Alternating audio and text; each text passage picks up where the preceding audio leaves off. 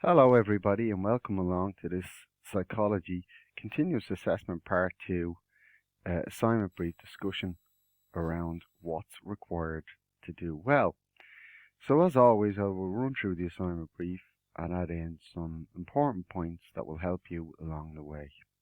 Obviously, with today being the 8th of February in 2023, that's the date that I will be issuing this. And it'll be online for all of the University Access, CM1, and also the soccer course as well today. It will be on your Moodle page and also sent to you via email. The percentage of the module, which you're probably aware of, is 30% for this piece. Of course, part 1 was 30%, and the final examination will be worth 40%. Your submission date is an overall total submission date, and we'll come back to that very, very shortly. But you do actually have all the way up until the 28th of March to submit and present in class.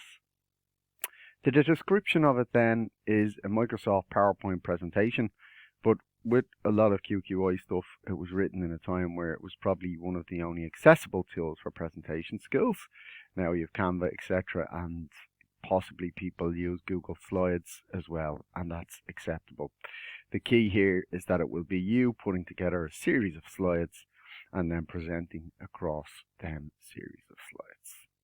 So what I'm going to do is I'm going to move it down now onto the next section, which is the assignment brief guidelines. And that should give us a good insight into what we have to do and how we're going to complete that task. The second assignment is based around the application of knowledge in psychology.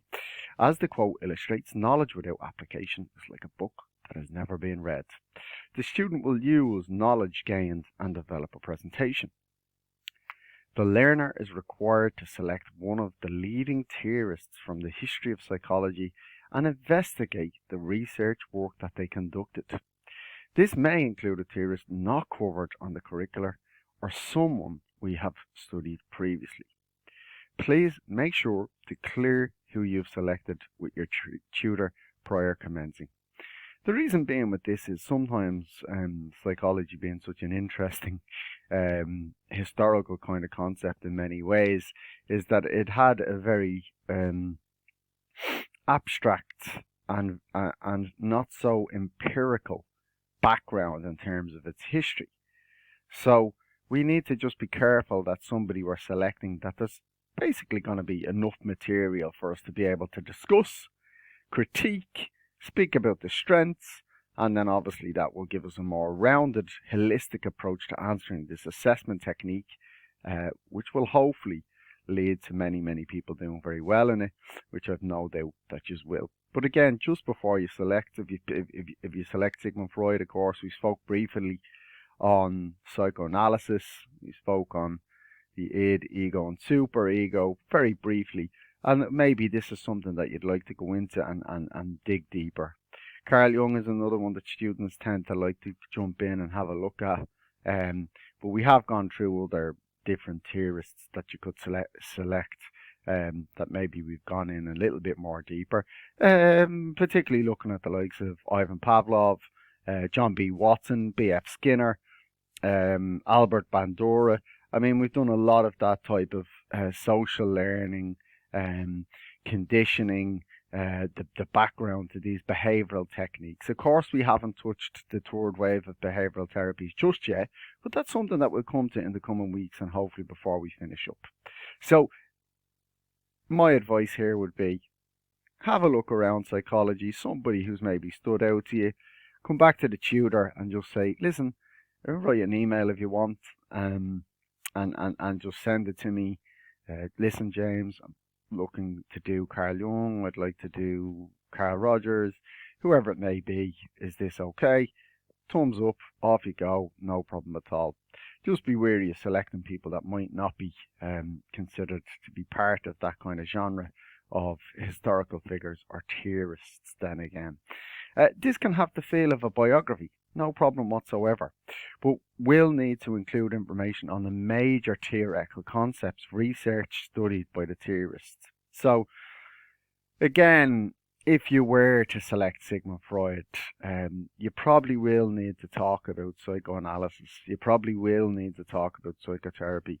The id, the ego, the superego will probably have to come into it. But then you'll probably have to talk about his sexual development stages, or psychosexual development stages, as we'd refer to.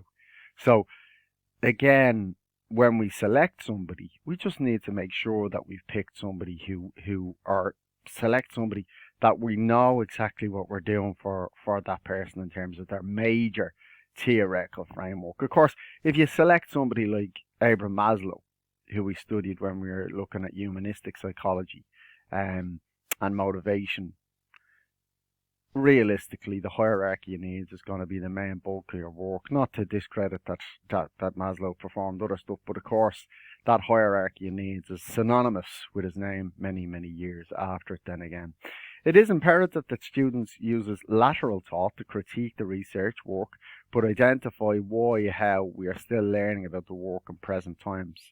So you might be looking at it and thinking, how do I do that? What's the best way to do it?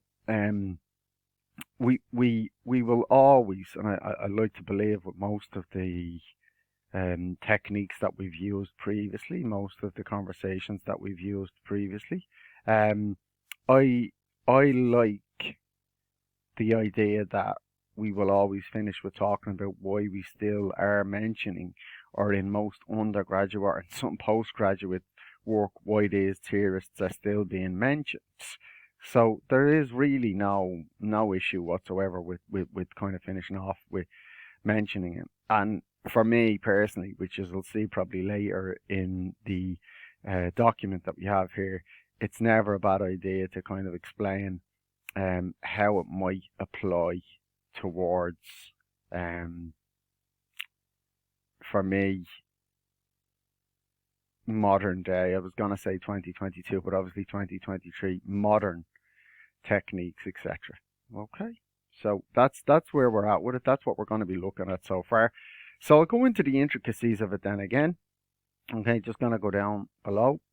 Okay, so the complete breakdown of all the marks, I always try to include for the students, just so that they've got an objective feel of where the marks are going. Let's say, for example, if you get 28 out of 30, and you come back and you're asking for some objective feedback as such, I could just mention that maybe you've left out a conclusion, which would be a minimum of maybe 3 slides, and that you've no bibliography. So where are you sourcing your material? Where are you getting it from, in essence? And that's kind of where we'd be looking at that kind of objective style of giving feedback, so that students are fully aware of how and what they need to do, but also them specific areas of improvement that everybody needs to get better. And as you go on your journey into third level education, wherever that may be, you will have that kind of objective feedback, hopefully throughout your education and academic backgrounds. Okay. So with section 1, it's not really dissimilar to what you guys have already done and achieved with your assignment 1. Everybody done a really good assignment 1, and they looked at the structure of their assignment. And the best way of looking at the structure is always to have your cover page. And it's no different than a PowerPoint. You'll have to have one slide that has all the details, which are up at the top really. The name of the teacher, the name of the course that you're in, the name of the module that you're in. All of them are vitally important to put onto your cover page. That's a particularly important thing if you do want to get that mark from it. So again, just be wary of that. Your introduction then, you'll be introducing the topic. You can speak a little bit about, studying psychology and maybe how that's changed from September until now. And also then obviously you'll be adding a little bit in about who you've selected. In your introduction, I wouldn't be going too much into the early proportion of the theorist, he or she, whoever you selected. Elizabeth Loftus plays a major role within the concept of memory, let's say. So if you selected Elizabeth Loftus, you wouldn't be given too much detail about her childhood here, but you would introduce that a little bit later on then. So that part of it could be prominent then again. So after you've done your introduction, I would say you don't necessarily have to have this big, huge, massive document when you're submitting. But I would say that it's a good idea if you're wishing to get the 2 marks that you have on a minimum, very minimum, 12 slides in the main body, because there's lots of parts that you'll need to discuss within that main body then again. Okay, so what happens next for you guys is, once you get to that section, you'll have your conclusion, and your conclusion will be important because it's given a good opportunity. Minimum 3 slides. It probably will be a bit more than that, but actually in your conclusion, you'll be able to kind of critique the theorist's work or major works in that section if it was something that you wished to do.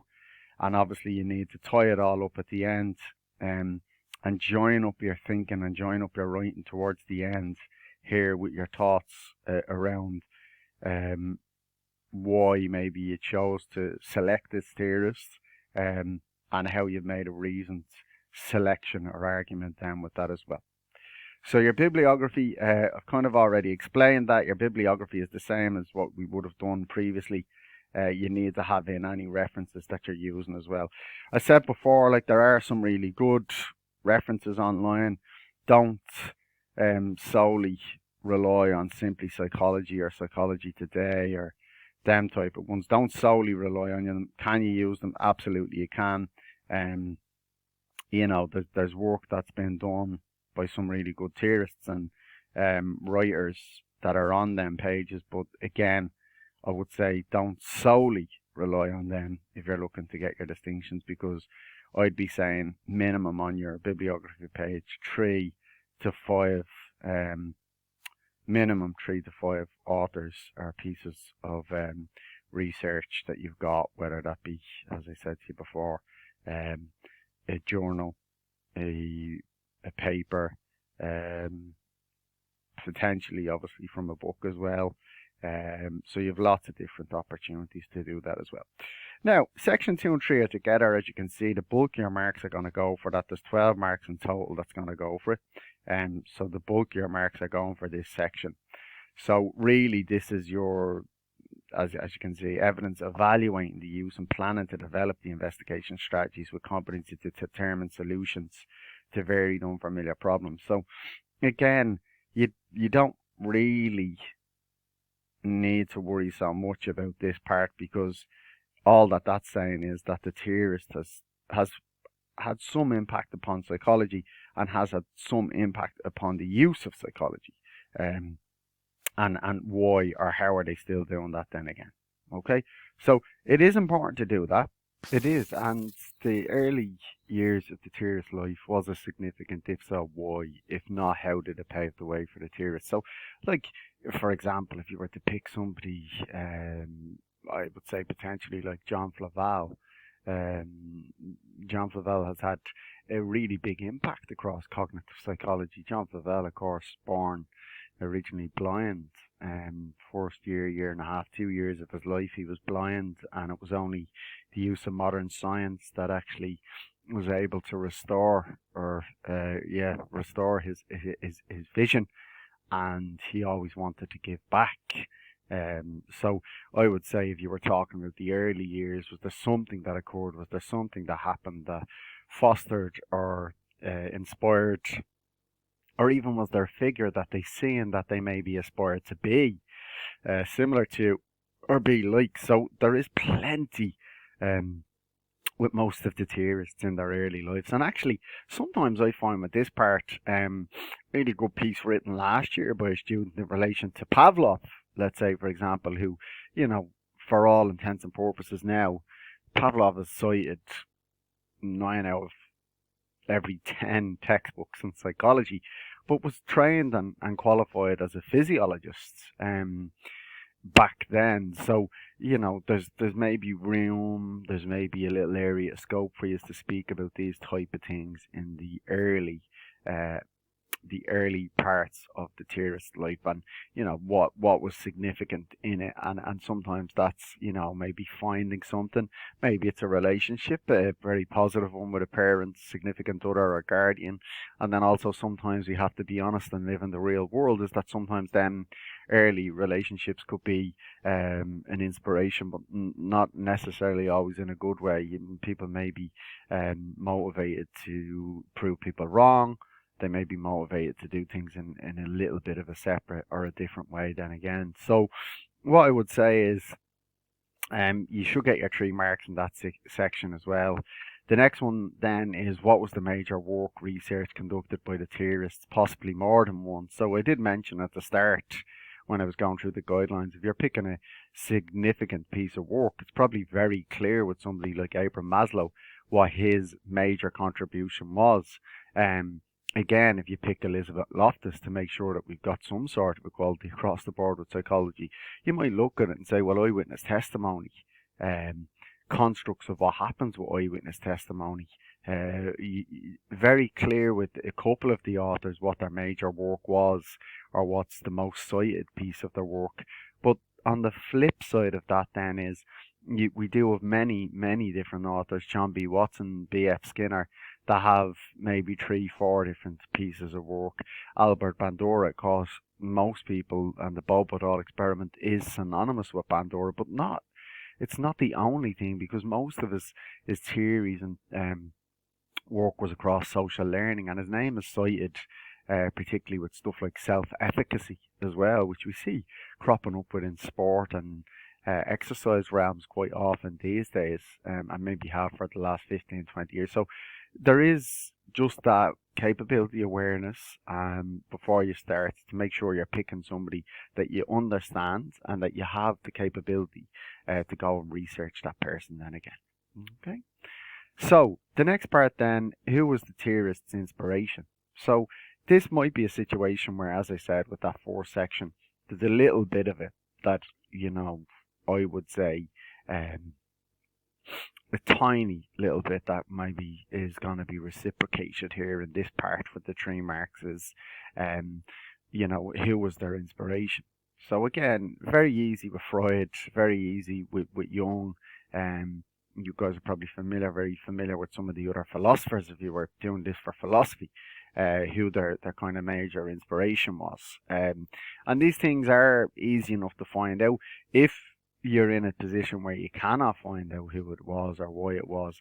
You need to do a bit more digging. You need to dig deeper. You need to look for a little bit more latent information, as they would say in research terms. And then also, why or how did they develop a passion for this area of research? Like we said previously, Pavlov, physiologists, not really studying conditioning of the mind or of unconscious reflexes, etc., unconditioned response, unconditioned stimulus. But what we do know is that he was studying physiology there. So maybe in this part, if you pick somebody like Pavlov, you'd probably be talking about the element of chance. The element of chance that his lab assistant walks in and all of a sudden the salvation within the dogs begins automatically without them actually even having the food as well. What are the negative/criticisms of the work? I do have to put the word negative down because it's actually in our module descriptor. Not necessarily a fan of that, because I'm not sure if we learn from something why we would refer to it or call it a negative, if that makes sense to us. But there's always areas of growth, and I always feel that it's grand when you have 20/20 hindsight. There is really no major constructs or issues with that. No real issues with that or constructs, because the reality here is Freud or Brunner or Piaget, let's say, for example, if they performed research in 1920s, 1923, 1930s, we're talking about 100 years that research has had a chance to date, had a chance to grow, and maybe had a chance to die off in terms of its application to everyday life and existence in reality. How does it fare in reality? But you will always come across, and listen, the one that I would say is, for the group here who's just studied it, the Piaget one is a really easy one because it's, if you decide to go down that route, because Piaget, at the back of your set of notes, the lecture notes that are accompanying your cognitive development lectures that we've done for over a month now, you will find a whole dossier of work, extra research that I've done on Piaget myself previously that I always include for students. It's probably at a level 7, level 8 standard, but it will give you plenty of negatives or criticisms of the work then again. Most of the time with your Simply Psychology, your Today, Psychology Today, most of them articles or pieces of work that's up there, the majority of the time they will finish off with like criticisms or areas of growth, let's say, for example. So you'll find lots on that, but don't, again, keep referring back. Don't be tunneled into that. Don't be pigeonholed into making sure that that's all that goes down there as well. So far what we have is 18 of the 30 marks have been attributed simply by creating your own dossier and setting it up. So if we were to look at the rest of the remaining marks, then we'll go with this six marks that are here again. And what I find with this six set of marks is that probably the most simple and easiest of the whole thing to get. Now every year, and I guarantee it, sadly, every year, people will just start their assignment, say, James, what do I do here? What's the size font? What do I justify the text? What's the line spacing? And I will always say the same to them. You will get 2 marks solely for just justifying your text, having line spacing in it, which is 1.5 or 2, and then that your font style is Arial new. Okay, the consistency of your slides then measuring the content. Well, if your font size is 28. It might mean that the pieces of information that you have to spread them out over 2 or 3 slides.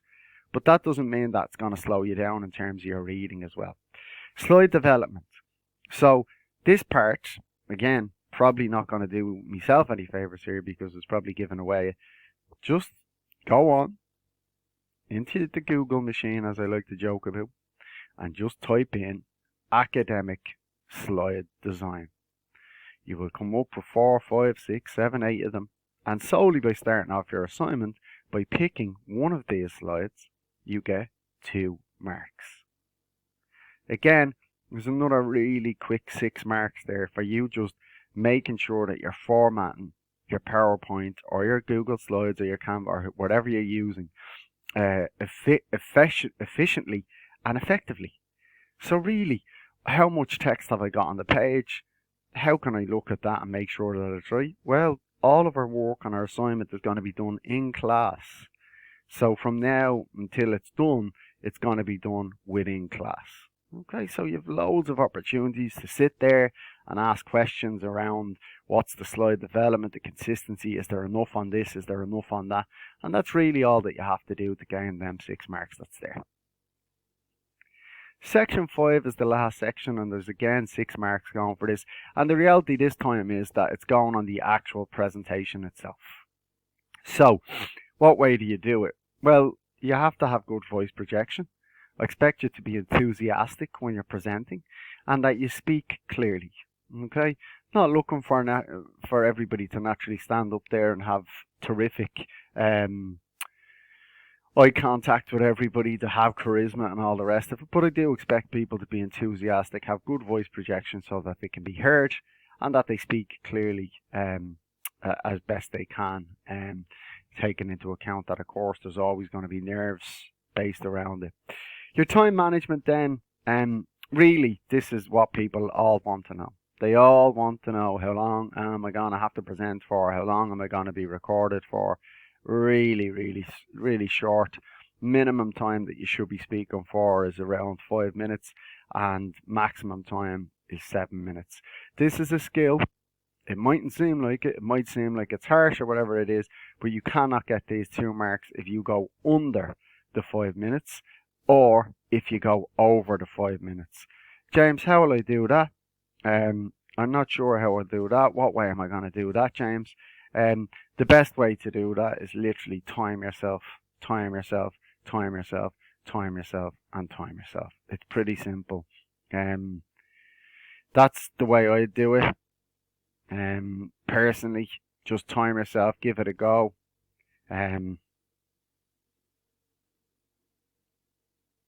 Sorry now. Yeah, so the next part then is that you answer questions at the end of your presentation. In some circumstances, people will be very clear and give across a great knowledge of, let's say, again, Jean Piaget, Jerome Bruner, whoever you decide to pick, and you might only get asked one question. Consequently, what might happen is, if it's not as clear that you know and you understand, you might be asked 2 questions. If you answer the questions to an effective standard, you get to 2 marks. So really, by setting up and creating your document, you're talking about nearly 12 marks. By staying under the 5 minutes, or by ensuring you stay with the minimum of 5 minutes and then the maximum of 7 minutes, you have another 2 marks, 14. Speak clearly and enthusiastically. Good voice projection, here's another 2. So we're going up 16 marks. Answer the question at the end, 18 marks. And the part then, like I'm saying to you here, this is just so simple. This is so simple when you see about it, them 6 marks that you're getting. And the final 12 marks then, just create your PowerPoint document or your Google Slides or Canva the early years of the tourist's life. Major research and work. Was there an inspiration for them? And what are the negative/criticisms of the work? Simple. There's 30 marks in total. Each mark equates to 1%. And each percent then is obviously a percent that will go towards your overall score, because you've already done one assignment based off 30 marks, 30%. Second one, 30%. Final examination, 40%. So with the midterm in mind that will be coming upon you next week, the reason why I'll put this out now is to just give you a little bit of a heads up on that you can go and look at it and potentially have an idea of what it is you want to achieve and how it is you want to go and achieve that then again. Okay, so that's really it. That's the 30%. That's the 30 marks that are there. And I will be able to send you this document now shortly via email. And again, your assignment, the day of you're presenting, you will present, or you will email your presentation, and then you will present. Now, before I do finish, the last thing that I did want to say to you as a group is this part up here. I said the 28th, right? So that's the final Tuesday before we finish for Easter. Let's say, because it's the 8th of February now, and let's say by the end of February, because we'll be doing it in class for the next few weeks, somebody says, James, I have mine complete now, and it's ready to submit. The idea for me would be that not everybody will have to sit down on that final Tuesday and submit and present. If you have your presentation, which is 5 to 7 minutes max, if you have it completed prior to then, we have 2 hours on a Tuesday. My intention will be to do the first hour with students' questions and the work with your laptops in class, so that you're not taking work home with you on your assignment and your presentation. Once that hour is complete, I will hopefully be dedicating that second hour to people who have got their work done in advance who wish to present. The questions at the end of your presentation will only be asked by myself. And that really is all that you need to know in relation to the second and final assignment before we've got our final exam in May. But for me, I've condensed down the work as best I can. We'll be performing the work within class time. So therefore, again, it should make it easier for you. And a disclaimer as always, don't panic. Any questions you have me email, and hopefully I will get to see you before you leave for midterm, and we could have a little discussion if anybody's struggling, but it's fairly straightforward. Any questions you can email me, and if not, I'll see us after the midterm and we can go through it again with lots of questions. But this intention of this is to decrease the workload. The intention of this is to maximize the class participation and to conclude your second assignment in class. Thank you and have a lovely day.